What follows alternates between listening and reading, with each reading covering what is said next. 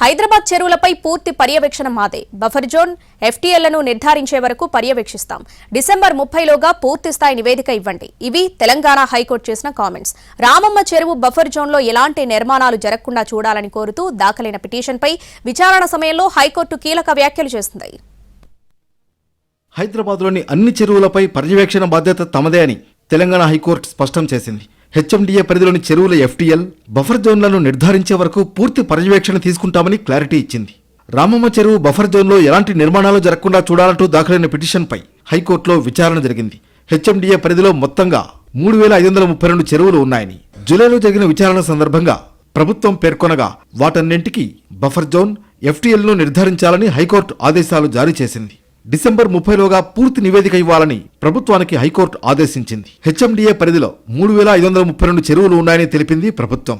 ఇప్పటి వరకు 2793 చెరువులకు ప్రాథమిక నోటిఫికేషన్లు జారీ అయ్యాయని కోర్టుకు వివరించింది.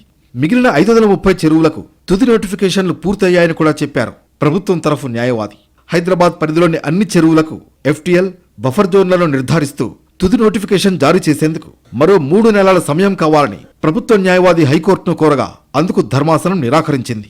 తదుపరి విచారణను డిసెంబర్ 30వ తేదీకి వాయిదా వేసింది హైకోర్టు. మరోవైపు గ్రేటర్ పరిధిలోని 61% చెరువులు కనుమరుగయ్యాయని హైడ్రా అధికారులు చెబుతున్నారు. మిగిలిన 39% చెరువుల్ని రక్షించుకోవాల్సిన బాధ్యత అందరిపై ఉందని సూచిస్తున్నారు.